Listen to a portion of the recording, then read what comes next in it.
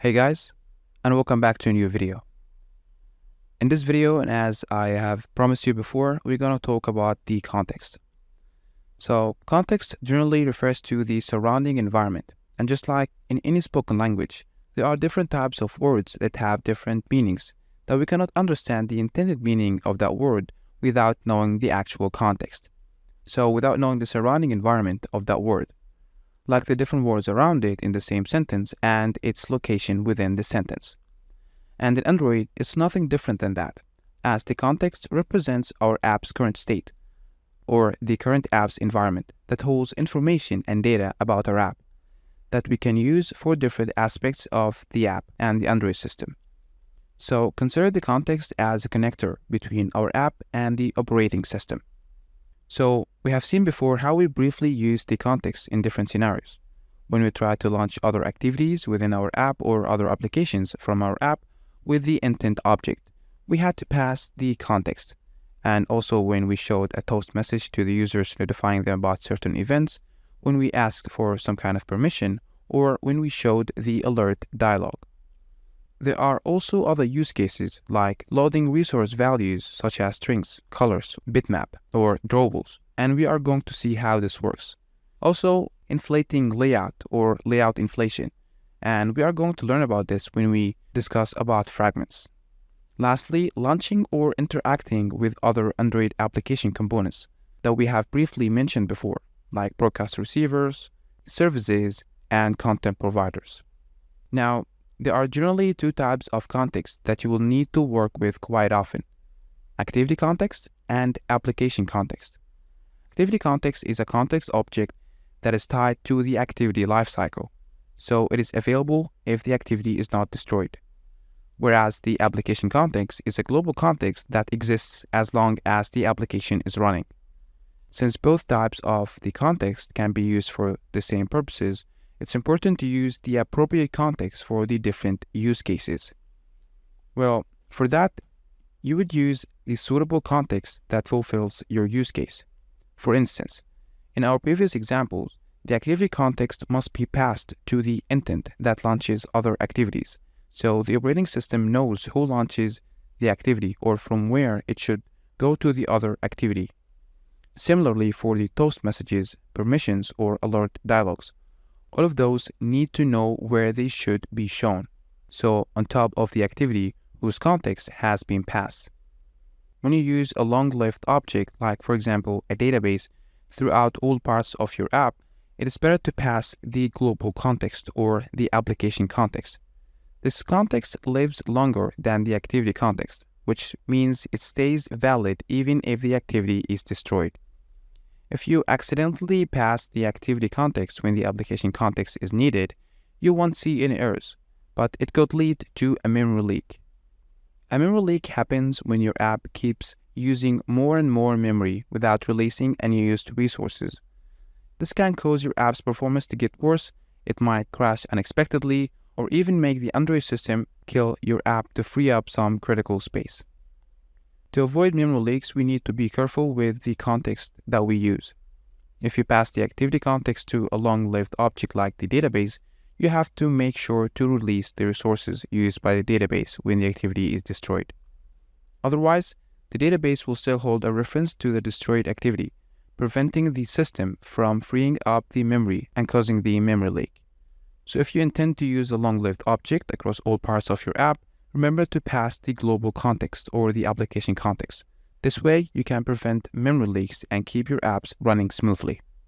Now, let's have an example how we can use the context. So here within our main activity, I have already prepared the UI, so just an image view, a text view, and a button that says Get Resources. So whenever we click on that button, we're gonna get some resources from our app. So let's first add a click listener to our button. So here, button.set on click listener. And once we click on that button, we want to get a text and some kind of a drawable. So let's go first and create a resource string. Here I'm going to create a new resource. So let's say, for example, I'm going to call it my string. And the value is going to be, this is my string. And we already have a plenty of drawables within our app that we used in the previous videos. So we're going to use any one of them. So here within our main activity, first thing is to get the string. So val text is equal to get string function. And here we're going to pass the ID of that function. So r.string.myString. Well, you might say, where is the context here? If you press Ctrl and dig into the implementation of getString function, you'd see that the getString function comes from the context class. And our application extends the app-combat activity, which extends subclasses that eventually extend from the context. So that's why we are able to have access to the getString function and therefore have access to our resources. But if you, for example, create some kind of a class, my class, and here, for example, create fun, get resource or whatever, here you cannot get the string function because our class here doesn't have any reference to the context. We are going to see how this works in a minute. So let's just continue here. We're going to get our string and we're going to get our drawable as well. So val drawable is equal to get drawable. Again, this get drawable function comes from the context class. Here, r.drawable. Just choose any drawable. And finally, we are going to set text and drawable to our text view and image view respectively. So binding.textView.text equal to text and binding.imageView.set drawable image drawable and pass the drawable. So here it gives me a warning, says that we should use the app-combat resources.get drawable.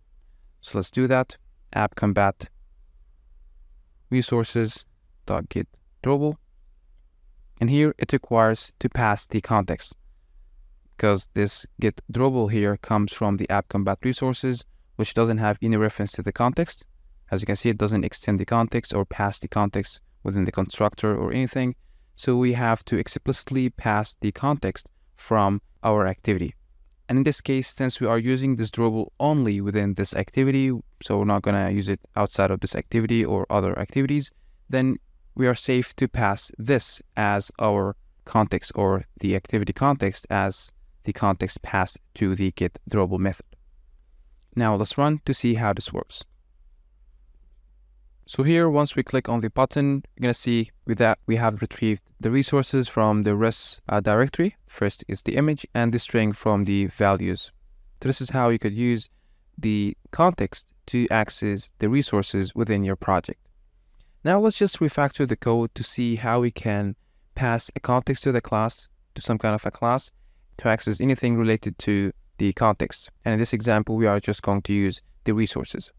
So here I'm going to create a class and I'm going to call it resource manager.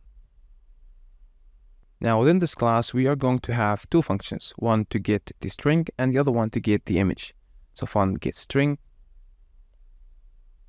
it returns a string.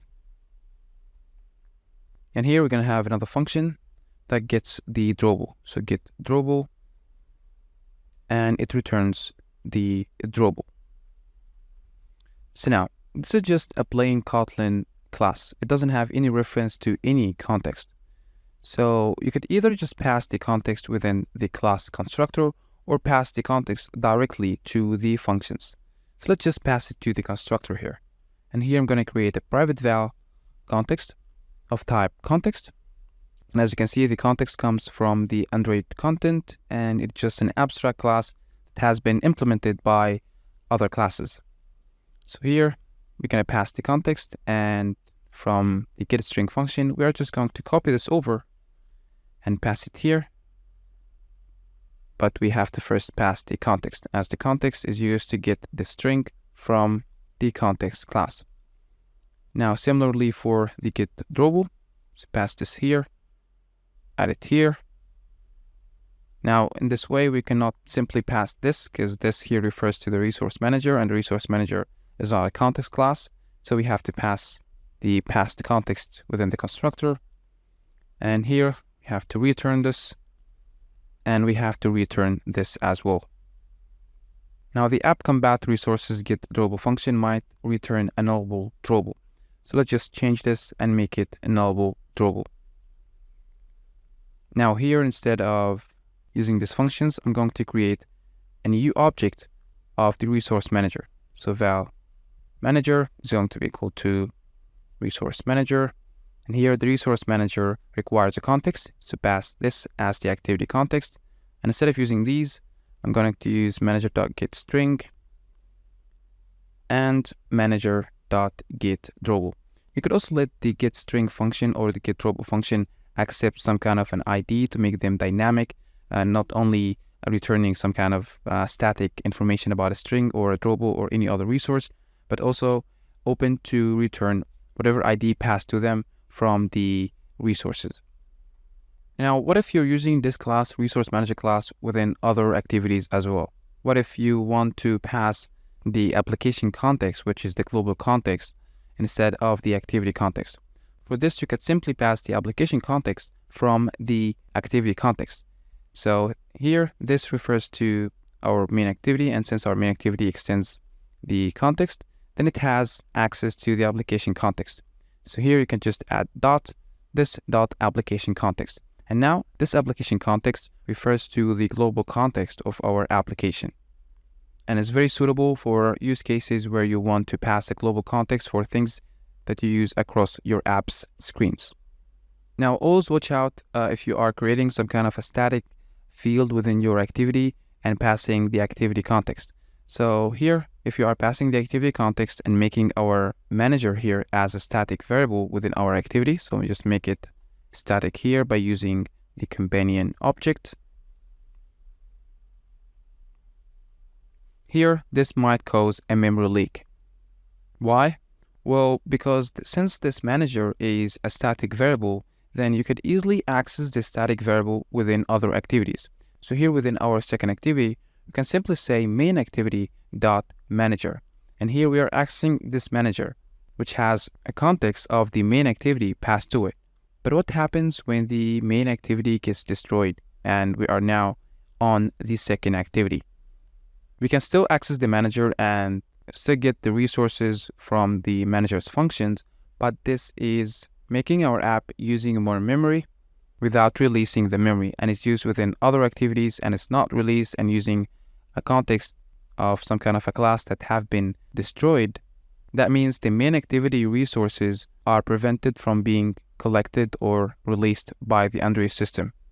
And now instead of this, you could pass the application context to avoid any memory leaks. And if you have some kind of a global class that you are using across all screens, then it's preferred to make that class within your app class. So there's a special application class in Android that you can create that extends the application class. And this class, like activities, have a life cycle. So this class is created when your application is created, is destroyed when your whole application is destroyed.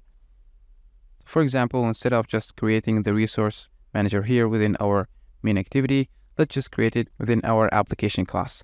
And here we are directly referring to the application context. The only thing we need to do is just to go to the manifest file and tell the manifest file about our application class that we created by adding the name attribute and add the name of the class, which is the app. Now it's safe to access the manager for every component or every activity that you have within your application. So for example, here I'm going to access the manager by using this .application context .manager. But in this case, we have to first cast this application context to our app class. So let's first do this with application context as app, which is our application class. And now we can safely access the manager within our main activity. We can also do this within our second activity. And here we wouldn't have any memory leaks, as this manager class is created once during the lifetime of the application within the application class, and it will be released whenever the whole application is destroyed. So that was it for this video. Thank you for watching, and I hope to see you in the next video.